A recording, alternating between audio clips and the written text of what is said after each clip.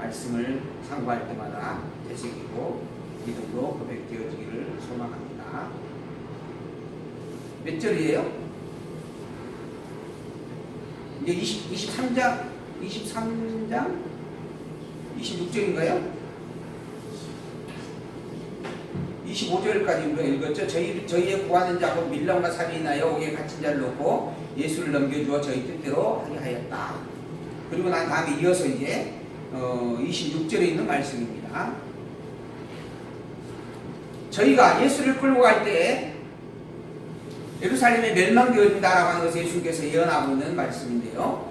예수를 끌고 갈 때 시몬이라 하는 구레네 사람이 시골로서 오는 것을 잡아 그에게 십자가를 주어 예수를 쫓게 하더라. 예수님께서 이제 채찍을 맞고 피 흘리시고 그리고 몸부림치시면서 이제 끌려가는 십자가를 메고 끌려가는 그런 상황인데요.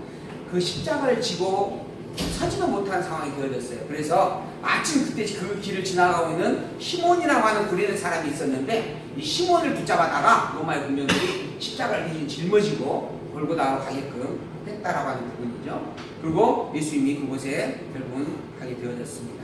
또 백성과 및 그를 위하여 가슴을 치며 슬피 우는 여자의 큰 무리가 따라오고 있었어요. 예수님께서 그렇게 아주 처참한 모습으로 끌려가고 있는 상황에서 예수님의 뒤를 따르는 여자들의 무리가 있었습니다.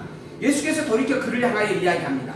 예루살렘의 딸들아, 나를 위하여 울지 말고 너희와 너희 자녀를 위하여 울라 하는 거죠. 자, 여기 이 상황에서 우리가 한번 그림을 그려보십시다. 예수님께서 지금 채찍에 맞았어요. 온몸에서 피가 흘러나오고 있어요. 머리에는 이미 가시관이 쓰여져 있는 상태입니다. 그리고 그 상황에서 지금 골고다 언덕으로 죽음의 길로 끌려가고 있는 상황입니다. 그것도 자기 몸도 추스리 못하여서 십자가를 다른 사람이 대신 짊어지고 가는 상황입니다. 그것을 바라보면서 뒤에 오는 따라오는 여자들이 슬퍼서 통곡을 하고 울고 있어요. 근데 예수님께서 이야기하는 겁니다. 나를 위하여 울지 말고 너희와 너희 자녀를 위해서 울라 하는 겁니다. 누가 더 불쌍하냐라고 하는 이야기를 하는 거예요. 자, 그 상황을 보게 되어지면 아마 그냥 우리의 눈으로 보면 누가 더 불쌍할까요? 아마 피 흘리면서 끌려가고 있는 예수님이 불쌍하게 보일 수밖에 없을 겁니다. 근데 오히려 예수님은 나를 위해서 울지 말고 너희와 너희의 자녀를 위해서 울라라고 이야기를 합니다.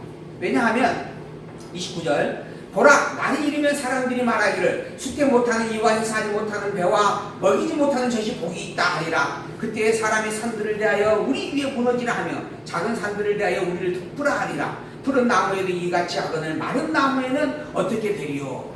라고 말씀을 하는 거죠. 무슨 말이냐 하면 나는 이미 하나님의 작정된 대로 내 길을 갈 뿐이다 라고 하는 거죠. 더불어 나는 하나님의 아들로서 그리스도로서 이 길을 가고 있는 것이다. 그런데 아직 이 예루살렘에 있는 백성들은 그걸 모른다라고 하는 겁니다. 그래서 결국 예루살렘이 조금 있으면 멸망하게 될 것이다 라고 하는 거예요. 이 사건이 바로 AD 70년 로마의 디도 장군에 의해서 예루살렘이 황폐되어진다라는 이야기입니다. 그러니까 얼마 안 있으면 이 예루살렘이 나를 알아보지 못한 그 일로 말미암아 이방에 짓밟히게 될 것이고 온 세계로 다 뿔뿔이 흩어지는 그런 아픔을 겪게 될 것이다 라고 하는 거죠. 그러니 나를 위하여서 울지 말고 너희와 너희 자녀를 위해서 울라 하고 말씀을 해주는 것입니다. 그날이 너무나 참혹한 날이다 라고 하는 것이죠. 그리고 난 다음에 32절 또 다른 두 행악자도 사형을 받게 되어져서 예수와 함께 끌려갑니다. 예수님 혼자 십자가를 지금 매달리는 게 아니에요. 예수님 옆에 두 명의 강도가 또 함께 매달리는 겁니다. 왜 두 명의 강도가 함께 매달릴까? 성경에 보면 두 가지 이유가 있어요. 첫 번째는 아까 불법자의 동료의임을 받는다라고 하는 것이 있었죠. 그러니까 그 강도와 같은 취급을 당하고 있는 거예요. 두 번째는 두 명의 강도가 옆에서 함께 죽는 겁니다. 그게 역사적 사료에 기록이 되어질 것이죠. 예수님만이 죽었다라고 하는 부분이면은 그게 다른 증거를 또 찾자 할 때 또 다른 이유가 있을 수 있겠죠. 다른 어떤 그 내용으로 또 그게 국회될 수 있는 부분들이 있을 겁니다. 그런데 증인이 하나 또 늘어나는 겁니다. 옆에 있는 두 강도가 함께 죽는 거예요. 그 강도에 또한 혈육들이 있을 것이고 그 강도의 죽음을 기억한 사람들도 있을 것이고, 이게 이 일이 사실이다라고 하는 것을 또 분명하게 부정할 수 없는 그러한 상황이 되어지는 겁니다. 이처럼 예수님의 십자가의 죽으심이 틀림없는 사실이었다라고 하는 것을 입증해주는 증인으로 세워져가는 그런 의미가 또 이 두 행악자를 통해서 섭리가 되어지는 부분입니다. 그래서 두 행악자가 함께 사연을 받습니다. 해골이라는 곳에 이르러 거기에서 예수님을 십자가에 못 박고 두 행악자도 그렇게 하니 하나는 우편에 하나는 좌편에 세워놨습니다. 그리고 예수께서 가라사대 아버지여 저희를 사하여 주옵소서 자기의 하는 것을 알지 못함이다 라고 십자가에 매달려서 기도하는 그런 기도가 기록이 되어집니다. 그 상황에서 저희가 또 예수님의 옷을 나누어 제비를 뽑습니다. 그리고 백성들은 서서 구경하며 관원들도 비웃고 비웃어 가로되 저가 남을 구원하였으니 만약 하나님의 택하신 자 그리스도여든 자기도 구원할지어다 하고 군병들도 희롱하면서 나와 신포도주를 주며 가로되 내가 만일 유대인의 왕이어든 내가 너를 구원하라 하더라. 그의 위에 이는 유대인의 왕이라 쓴 패가 있더라. 그러니까 예수님을 십자가에 매달고 유대인 왕이라는 패를 붙여놓고 그리고 희롱을 하고 있는 그런 내용들입니다. 그리고 그곳에서 제비 뽑아 옷을 나누는 일도 기록이 되어집니다. 이 단순히 이러한 내용들을 우리가 보면 그냥 스쳐 지나가듯이 볼 수 있는 내용들인데 이 옷을 나누어 제비를 뽑는다라고 하는 이 단순한 내용을 요한복음은 조금 자세히 이야기를 합니다. 예수님께서 매달리셨어요. 그의 겉옷을 취하여서 로마의 군병들이 그걸 다 찢어 나눕니다. 그리고 난 다음에 그의 속옷을 취하였는데 이 속옷을 취할 때 그들이 제비 뽑기를 합니다. 왜 그랬는가? 요한복음은 그것까지 기록을 해요. 왜 그랬냐 하면 겉옷은 여러 겹의 그 재료를 가지고 바느질을 해가지고 만들었어요. 그러니까 그 바느질 한 틈을 쪼개가지고 서로 나눠 가진 거예요. 근데 이 속옷은 통으로 만들었던 옷이라고 이렇게 기록합니다. 요한복음에 보면 이 통으로 만든 옷이라 그걸 찢으면 쓸모가 없게 되는 겁니다. 그래서 야 이건 찢지 말고 한 사람이 독식을 하자. 그래가지고 제비 뽑기를 해요. 그게 요한복음에 자세히 기록이 됩니다. 지금 이 누가복음에서는 단순히 그의 옷을 제비 뽑았다라고 하는 말 한마디밖에 없지만 이 말 속에 담겨져 있는 내용을 우리가 요한복음까지 합쳐서 비교해 본다고 한다면 무슨 의미가 큰 의미가 담겨져 있는 것이 분명하다고 이해가 될 수 있는 거죠. 어떤 의미가 담겨져 있을까? 바로 이미 구약 성경에 그의 옷을 제비 뽑는다라고 하는 예언이 있었다라고 하는 겁니다. 그 예언대로 되어진 일이다라고 하는 거예요. 그리고 그 예언대로 되어지게 하려고 겉옷은 그냥 나누어졌지만 속옷은 통으로 만들었고 통으로 만든 옷을 입게 하였다라고 하는 거예요. 그런 내용이 요한복음 내용.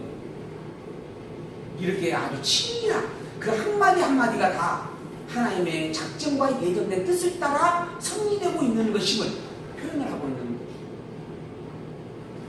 거죠. 요한복음을 볼 때 그건 또 자세히 또 우리가 비교해서 볼 수 있을 겁니다.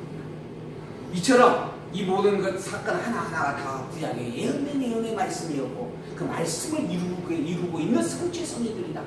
이렇게 예언과 예언들을 이루는 것이 무슨 의미가 있는가? 바로 예수님이 진정한 그리스도임을 증거하는 일이고 예수님이 그리스도임을 증거하고 확정하는 그 일은 곧 하나님의 여호와심을 선포하는 일이기 때문에 그렇다라고 하는 겁니다. 그래서 요한복음 또 한마디로 해요. 너희에게 영생을 이야기하는데 이 영생이란 무엇인 줄 아느냐?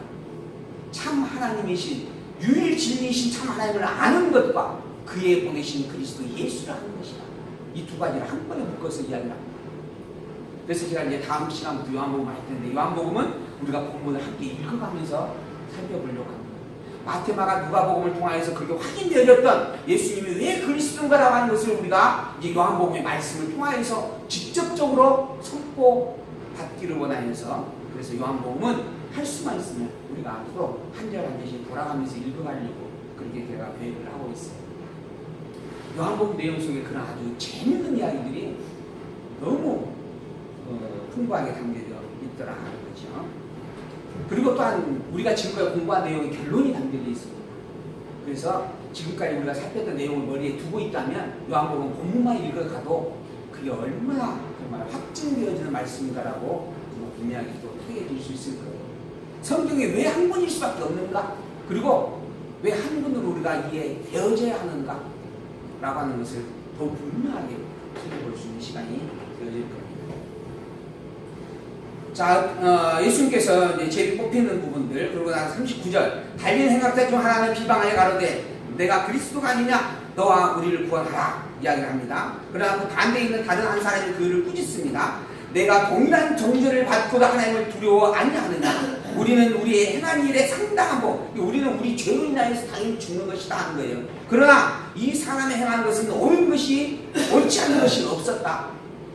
범죄하는 것이 아무것도 없다라고 하는 거예요. 모든 게 다 옳은 일이었다. 그럼에도 불구하고 지금 십자가에 못 박혀 죽는 것이다. 죄 없이 지금 죽고 있는 것이다 라고 하는 것을 이 한편의 강도는 시인을 하는 겁니다. 그러면서 예수여 당신의 나라에 임하실 때 나를 생각하소서. 당신의 나라 즉 천국에 임할 때 나를 기억해 주십시오 라고 하는 거죠. 내가 예수님이 그리스도임을 믿습니다 라고 하는 고백입니다. 예수께서 이르시되 내가 진실로 내게 이르노니 오늘 내가 나와 함께 영원히 있으리라. 즉 너는 천국 백성이다 라고 이야기를 해주는 말씀입니다. 그리고 난 다음에 이제 죽어서 무덤에 장사되어지는 그런 사건이 44절에서 49절까지 말씀 56절까지 계속해서 진행이 되어지네요. 자, 많이 볼까요? 44절. 때가 제60쯤 되어서 해가 빛을 잃고 온 땅에 어둠이 임하였어요. 그리고 제90까지 계속 되어졌습니다. 3시간 동안이나 하늘이 캄캄해진 거예요. 성소의 휘장이 한가운데로 딱 찢어졌습니다. 그 9시가 되어지는 때. 그리고 예수님께서 큰 소리를 불러 가라사대 아버지여 내 영혼을 아버지 손에 부탁합니다. 이 말씀을 하고 난 다음에 운명을 하셨어요. 그러니까 예수님께서 운명하실 때 성소의 휘장이 갈라진 겁니다. 휘장이란 성소와 지성소를 구별해주는 그런 벽입니다. 근데 그 벽이 허물어진 겁니다. 벽이 둘로 딱 나눠진 거예요. 바꾸고 말하면 성소는 제사장들이 매일 들어가 제사를 드려요. 지성소는 오직 대제사장이 일일은 한 번만 들어가는 곳입니다. 대제사장밖에 들어갈 수 없는 곳이에요. 근데 그 문이 열려버린 겁니다. 매일 제사장이 이제 하나님을 직접 만날 수 있는 상황이 되어진 거예요. 그게 누구로 말미암은 것인가? 예수 그리스도로 말미암은 것이다. 곧 우리가 하나님을 다이렉트로 예수님을 통하여서 다이렉트로 만날 수 있는 길을 열어놓았다라고 하는 거예요. 그래서 우리의 중보자는 오직 그리스도 예수님 뿐이다라고 이야기를 하는 겁니다. 근데 아직도 나를 통해서 하나님께 기도해야 된다라고 이야기하는 사람들이 있어요. 로마의 교황청이 그렇고 친구들이 그렇고 내가 대신 하나님의 뜻을 듣고 당신의 기도를 들어 하나님께 또 전달해주고 그렇게 한다라고 하는 거죠. 이건 참으로 잘못된 일입니다. 오직 그 중보자는 예수님밖에 없다라고 하는 것. 그리고 예수님이 죽으시는 순간 그 길이 하나로 열렸다라고 하는 것을 성경은 분명하게 말씀을 해주고 있기 때문이죠. 어쨌든 이 모든 일들을 보고 백부장이 이야기합니다. 백부장이 그 된 일을 보고 하나님께 영광을 돌려서 가로되 이 사람은 정녕 의인이었도다 하고 이를 구경하러 온 모인 무리도 그 된 일을 보고 다 가슴을 때리면서 돌이켜 이야기합니다. 예수의 아는 자들과 및 갈릴리로부터 따라온 여자들도 다 멀리 서서 이 일을 보았다 하는 거죠.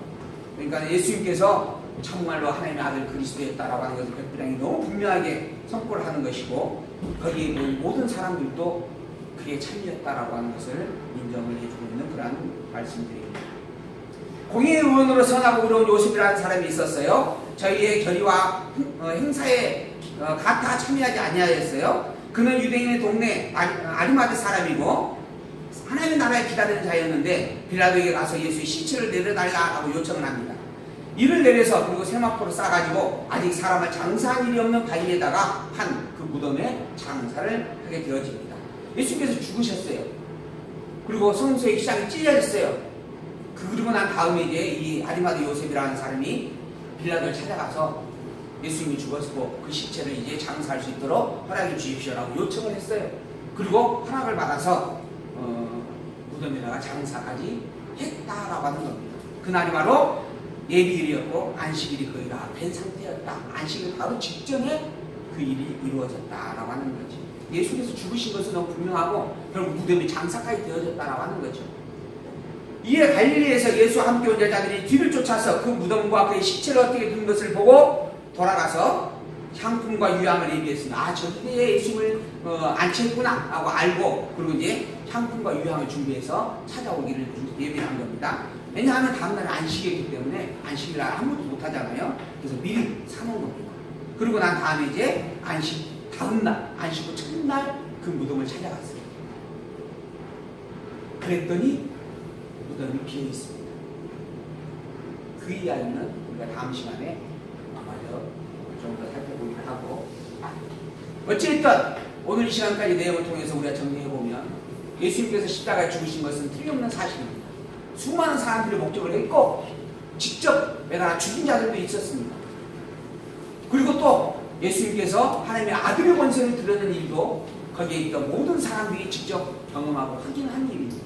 3시간 동안이나 천지가 어두움 속에 갇혔다라고 합니다. 성소의 휘장이 열렸고 그리고 땅이 움직이고 흔들렸다라고 하는 것이죠. 거기에는 모든 사람들이 다 경험한 일입니다. 예수님께서 죽으신 건 너무너무 분명한 사실입니다. 더불어 이제 무덤에까지 장사가 되셨습니다. 그 모든 일들을 감당하시는 의미가 무엇이었고 이유가 무엇이었는가? 바로 우리의 죄 때문이었다라고 하는 겁니다. 우리가 그 모든 죄의 값으로 죽어 마땅하였는데 그 마땅한 죄의 값을 예수께서 짊어지시고 대신 죽어 주셨다라고 하는 겁니다. 이건 틀림없는 역사적인 사실입니다. 더불어 이제 우리가 다음 시간에 살펴볼 내용을 보면 그분께서 다시 살아가십니다. 하나님의 아들로서 죽으셨고 또한 하나님의 아들이시기 때문에 다시 살아나는 것을 확인을 해줍니다. 그로 말미암아 우리가 천국에 속한 백성이다라고 선포해 주게 되어지죠. 이러한 너무 어마어마한 사실들, 초자연적인 섭리들, 감히 믿기 너무 힘들고 어려운 이야기들입니다. 그러나 그게 사실이다라고 하는 것을 증거해내기 위해서 누가는 끊임없이 역사적 사실에 입각하여 이 모든 이야기를 기록을 해줍니다. 이건 틀림없는 사실이었습니다. 우리가 부활을 믿지 못하는 믿기가 어려운 부분들이 분명히 있지만 그럴지라도 우리는 분명하게 부활에 대한 신앙을 고백을 합니다. 그게 성경이 증거하고 있는 하나님의 말씀이기 때문에 그렇습니다. 그리고 그 하나님이 진정한 참된 하나님인 것을 우리는 다시 한번 분명하게 새기면서 이 여호와 하나님과 우리의 모든 죄를 대속해 주신 예수 그리스도만을 우리의 구주로 기억하며 늘 기도하고 찬양하고 경배하며 살기를 소망하면서 오늘 말씀을 마칩니다.